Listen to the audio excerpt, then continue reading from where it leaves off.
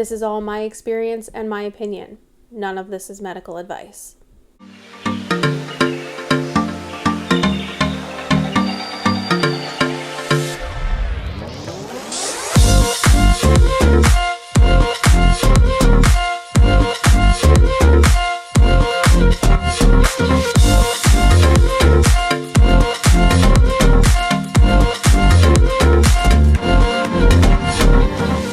What's up, guys? Welcome back to my YouTube channel. This week I wanted to talk about the progesterone and oil shots. I'm sure it's not a big deal, but let me just throw in there. Last week got a little crazy. I had to go to my OB like 3 times. It was a whole thing. Everything's fine, but it was a very long, tired, stressful week, so please pardon me. So first of all, let me kind of explain what the progesterone shots are. Progesterone is a pregnancy hormone that is used to help to support IVF pregnancies until your placenta starts to grow, which is usually around like 8 to 10 weeks into pregnancy. So I started my progesterone shots just before we did the frozen transfer, and then I continued them up until about 10 weeks of pregnancy. Now let me just say, these are not fun. They're not fun. I wish they were, and I wish I could make it completely better, but I can't do that. But here's what I did to make it just a little bit less painful, a little bit more manageable. Any extra stress that I could take off of it, I tried to do that. So as I've mentioned before, my wife is deployed overseas with the military, and she was gone the entire duration of the cycle, so all of my progesterone shots were on me. A little later on, I had my mother around. She was able to help me with some of the injections, but learning how to go through the process, what needed to be done, and how to manage them, really, I had to set up on my own at the very beginning. So the first step is asking your providers to give you a circle. Usually they do this automatically, but if they don't, mine it slipped their minds when I was in there and I forgot to say anything because I was, in the middle of an IVF cycle, so I'm a little stressed out. But they called me back in and they gave me a blue surgical ink pen, and they gave me circles on either side of my rear end to show me exactly where to put the injections. These injections are intramuscular, which means that the needle is going the whole way into the muscle, and it's about 1.5 inches long. Mine were 1.5 inches. I know that sounds intimidating. It is, but you'll be okay. Honestly, they weren't as bad as I thought that they were going to be. I thought it was going to be much more painful than it really was. One of the best tips that I got from a friend of a friend is to practice on an orange. So go get yourself an orange from the kitchen or the store or whatever, and take one of your extra needles and syringes and just practice doing an injection on the orange. There's much less resistance than I was expecting, so I would have jabbed myself pretty hard for absolutely no reason if I had not done this. Plus, I feel like doing it that way just gives you a little bit of experience with it before there's any pain associated with it, and it kind of helps, or it helped me anyway, to not be as afraid of it. I knew what I needed to do, and I knew how it looked and how it worked, and it just kind of took that fear of that first injection away a little bit. So when it came time to do my first injection, I made sure that I was going to warm up the solution to my body temperature. I was instructed to do that by my nurse. Your instructions may be different, but that's what worked for me. I would take the vial and stick it under my arm and walk around with it like that for a couple of minutes just to get it warm to my body temperature so that the oil wasn't cold and wasn't thick and solidifying inside the injection. Then I would go to prepare the syringe. Of course, you want a clean surface. You want to make sure that your hands are clean, plenty of alcohol swabs around, gauze pad, because sometimes it can cause a little bit of bleeding. So again, because I was doing this alone, I chose to put a Band-Aid over mine when I was finished, just to catch any extra leakage, if you will, just because I was going to then go walk around with a heat pack, but we'll get to that in a second. So once I had everything ready to go and the vial was warm, I would go ahead and draw up the solution, which did take a lot of practice for me. It's very thick, so it can create a lot of drag and air bubbles to come into the syringe. And that's not uncommon as far as I've seen from other people's experiences. And my doctor just said, it really takes a lot of time. You really have to pull really slowly on the syringe because it's such a thick liquid. I also chose to heat the area before doing the injection. Some people decide to use ice to try to numb the area a little bit to lessen the pain. But for me, it worked better to heat the area. That way the warm solution is going into a warm area and everything is able to sort of dilute a little bit quicker. So I would take just a microwavable heat pack, like one of the ones that you can get for over your shoulders that has the beads in them. There's plenty of other types that you could use. So I would take that heat pack, walk around with it while I was warming the while I was warming the vial, which is quite the look. I mean, walking around your home with a heat pack on your butt and a vial under your arm is just high fashion, let me tell you. Once everything was drawn up, all the air bubbles were out, everything was ready to go, I would go ahead and do the injection. The best thing that I can say for me, I didn't hesitate as much as possible. Tried not to think about it because, again, I was doing these for myself.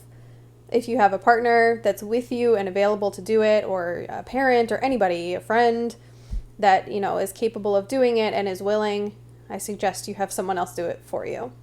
So I would just make sure that I was leaning against the sink on the opposite side of the one that I was going to be injecting. So that way the leg that was going to be injected into, or the backside on that side, was nice and relaxed. My muscle wasn't tensed up and then trying to be receiving this injection.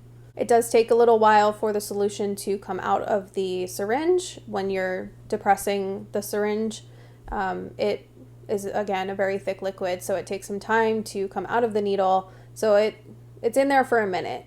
For me, it didn't really hurt being in there. The main thing that was painful for me was the solution dissipating into the muscle. Once the injection was complete, I would just make sure to take either the gauze pad or an alcohol swab to kind of catch anything that was coming out. Typically, it was just, a little bit of blood, nothing crazy. And I would go ahead and apply some pressure to it to try to stop that. Again, then at that point, I would put on a Band-Aid. You may not need to do that. And then I would take the same heat pack or a reheated heat pack to apply to the area, start to kind of massage it around that area to give it heat and get it to dissipate into the muscle. Because again, that oil is going in there and you really want to work that around, because otherwise you can start to get knots of oil that are set up in your muscle. So I would walk around for about 5 minutes, maybe longer if it was a particularly painful or difficult injection, just to make sure that everything was dissipating and I wasn't going to have anything left over. I still did. There were times where I had knots and they suck, but The other thing I can suggest is using heat anytime that you're having any pain. So sometimes throughout the day, I would get kind of sore back there just from everything that was going on, even though I'm, alternating sides and alternating locations and all of that sort of thing. When you're doing them for 10 plus weeks, you start to run out of room and everything gets sore and agitated. So even during the day, I would use a heat pack, even if I was laying down, just put a heat pack on just to kind of relax everything and try to get everything to calm down a little bit. I was instructed to do mine between 8 and 9 at night. So by the time I did my injection and everything, it was kind of an emotional process for me because I was doing them alone and you're going through an IVF cycle and you have so much hope and it's a big thing. So by the time I did my injection and walked around and got it to dissipate, I went to bed. Since I had been walking around, I would then go lay down with the heat pack and just let it sit there until it got cool. It helped me with the pain level and it helped me to just feel a little bit more comforted and helped me get off to sleep. And that's really it. It's not as big of a deal as I thought it was going to be when I first started them. They are definitely not comfortable. They're not fun. And it does take a while when you're doing them up until 10 weeks. You feel like you've been doing them forever. Like I said, you start to run out of room and it's a whole thing because you're doing the shots and you have to go in for blood work and it's a lot of stuff happening.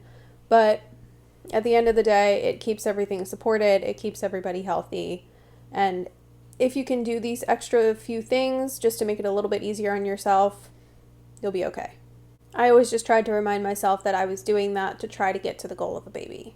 And I know we say that a lot with everything that we do in any regard of trying to conceive, but for me, it gave me just a little bit of a reason and a peace of mind that I'm doing this because I want this. I also played loud music when I did mine. Maybe because I was doing them alone, but hey, whatever works, right? I would get into the bathroom and psych myself up and I'm jamming to the loud music and everything and I get the needle ready and I'm just bam, I'm gonna get this done. I also had the privilege of doing an injection while on the road. Sometimes it's unavoidable. At the time, I was living between two places and needed to get back to my clinic and I didn't really have a choice. So as much as I didn't want to do it on the road, as much as I tried to avoid it, it had to happen. So what I can suggest in that regard, 1, if you can avoid it, avoid it. 2, make sure you have everything that you need. I actually used a toolbox, like a Craftsman style big red toolbox. All of my medications were in the bottom, the extra vials, extra syringes, everything. So if a needle bent or I needed a new alcohol swab or anything, it was all there. The next thing, and I cannot say this enough, hot hands warmers. Now you do have to get these ready a little bit ahead of time because they take a little while to completely warm up, but it was a lifesaver in terms of doing a shot on the road. Because you still want to have that heat, you still want to have something that helps to dissipate the solution, and having the little heat pack that's meant for, camping and whatever to put on your hands was amazing. You do have to be careful with these because they shouldn't be in direct contact with your skin for too long and overheat and things like that, just like with anything. But I would take mine, put it over the top of my underwear, and just sort of keep it in the area, and it did a perfect job at warming it up and allowing me to complete the shot without having to have a microwavable or a plug-in heat pack with me. So if you're currently doing the progesterone shots, I feel for you. I hope that they're going okay, and I hope that everything in your cycle goes great. I know that it's tough, I know it's not fun, but hopefully some things that we've said here today can help you out. And always call your doctor. Bug them. It's what they're there for. It took me a while to get okay with that. I felt like I was pestering them. I felt like I was, being overly anxious and in the way. Just call them. Ask them the question. They'll be fine with it. Other than that, thank you so much for watching this video. I'm going to be doing more videos on the topic of IVF and pregnancy and things like that. So if you'd like to subscribe to the channel, please do. I've already covered a couple of things like placenta previa. That's something that I'm going through with my pregnancy, what our 2-week wait was like, and just a basic overview of what our journey has entailed. So if you'd like to check those out, they should be down below. I've also linked my social media below, Instagram and TikTok. Please feel free to come say hi. And other than that, I will see you guys next week. Bye.